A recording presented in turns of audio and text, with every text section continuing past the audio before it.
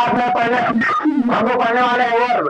Parts of speech में verb क्या होता है, इस वीडियो के माध्यम से आज की बात आपको कभी दिक्कत नहीं होने वाला है। देखिए वर्ब क्या होता है, देखिए हेडिंग दे दिया वर्ब। वर्ब क्या होता है, वर्ब का हिंदी होता है क्रिया। क्रिया क्या होती है, अब यहाँ लिख दिया गया है शरीर से होने वाली अनेक प्रकार की घटना ही, शरीर से होने वाली अनेक प्रकार की घटना ही क्रिया अर्थात वर्ब कहलाती है। अंग्रेजी में कैसे बोल देंगे इसको, a verb is the word which, a verb is the word which. Verb एक ऐसा शब्द है, विच, विच माने जो, सो मतलब प्रदर्शित करता है our action and position, our action and position. Action का मतलब घटना और पोजीशन का मतलब अवस्था, हमारे शरीर का घटना और अवस्था ही वर्ब कहलाता है। कहने का मतलब यहाँ लिखा है प्ले, प्ले माने खेलना, ये हमारे शरीर से होने वाली क्रिया है इसीलिए वर्ब हो जाएगा। दौड़ना ये हमारे शरीर से होने वाली क्रिया है इसीलिए में हो जाएगा। रीड माने पढ़ना, ये हमारे शरीर से होने वाली क्रिया है इसीलिए क्या हो जाएगा, वर्ब। अब वर्ब पहचान लेंगे। अब यहाँ एग्जाम्पल लिखा हूँ, जाना, आना, दौड़ना, कूदना, खेलना, लिखना, पढ़ना, सब तो वर्ब है क्योंकि ये हमारे शरीर से होने वाली क्रिया होती है।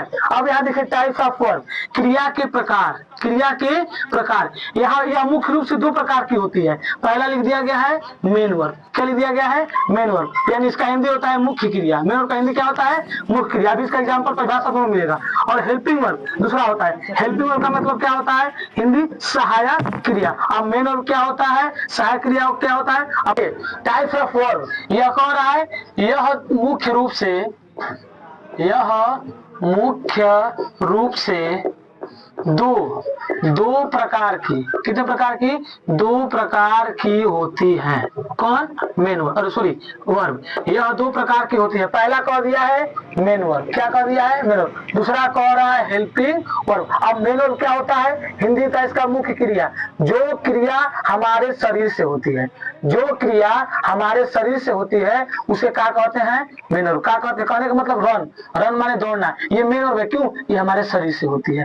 प्ले, प्ले माने खेलना, ये मेन वर्ब है क्यों, ये हमारे शरीर से होती है। वो सही गो, टीच, रीड, यानी और भी क्रिया हो सकती है। जो क्रिया हमारे शरीर से होने वाली होती है उसे क्या कहते हैं सर, मेन वर्ब। क्या कहते हैं, मेन वर्ब। अब मेन वर्ब दो प्रकार की होती है। पहला होता है ट्रांजिटिव वर्ब, सकर्मक क्रिया।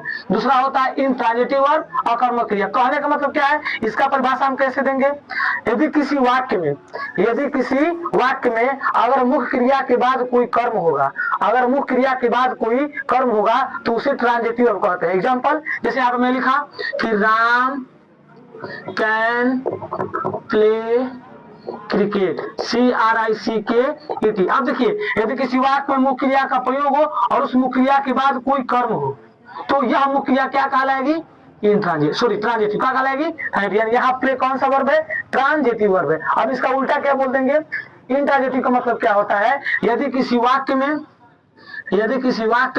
मुख्य क्रिया के बाद कोई कर्म न हो, मुख्य क्रिया के बाद कोई कर्म न हो तो उस वाले वर्ब को, यानी उस मेन वर्ब को इंट्रांजिटिव करेंगे। देखिए यहाँ पे कर्म था तो ट्रांजिटिव बोल दिया, यहाँ पे कर्म नहीं है तो इसको क्या क्या बोल देंगे, इंट्रांजिटिव। यानी ये वाला प्ले आपका इंट्रांजिटिव वर्ब हो जाएगा। कहने का मतलब हमारा यही है बस कि अगर मुख्य क्रिया के बाद कोई कर्म होगा तो ट्रांजिटिव वर्ब, अगर मुख्य क्रिया के बाद कोई कर्म नहीं होगा तो इंट्रांजिटिव वर्ब कहा जाता है। ये रहा मेन वर्ब का प्रकार। अब आते हैं दूसरा हेल्पिंग वर्ब। हेल्पिंग वर्ब का हिंदी होता है सहायक क्रिया।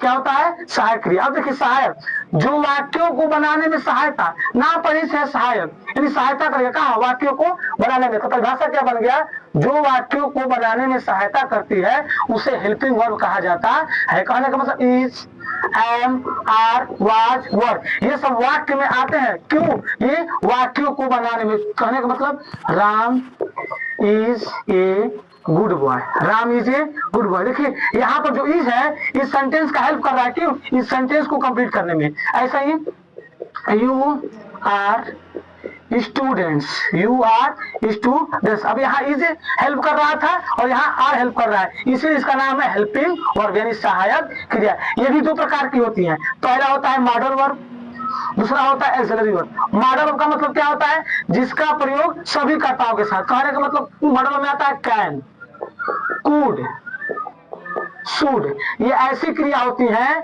जो कि सभी कर्ताओं के साथ प्रयोग की जाती है। अगर सब्जेक्ट आपका एक वचन हो चाहे सब्जेक्ट बहुवचन हो, सबके साथ क्या लगेगा, कब, जब मॉडल वर्ब पढ़ेंगे। तो मॉडल वर्ब का मतलब होता क्या है, जिसका प्रयोग सभी कर्ताओं के साथ किया जाता है। लेकिन हेल्पिंग वर्ब क्या होता है, अगर ही के साथ एक वचन है तो सर इज लगाते हैं, यू के साथ बहुवचन है तो आर लगाते हैं, आई के साथ है तो क्या लगाते हैं, एम लगाते हैं। लेकिन मॉडल अब क्या कहता है, कर्ता कुछ भी हो सबके साथ क्या लगता है, कैन। तो परिभाषा क्या बन गया, जिसका प्रयोग सभी कर्ताओं के साथ किया जाता है उसे मॉडल वर्ब कहा जाता है। एक्सिलरी वर्ब क्या होता है, एक्सिलरी वर्ब का दूसरा नाम होता है हेल्पिंग वर्ब। देखिए यहाँ पर देखिए सहायक क्रिया, यहाँ पर भी क्या है, सहायक क्रिया।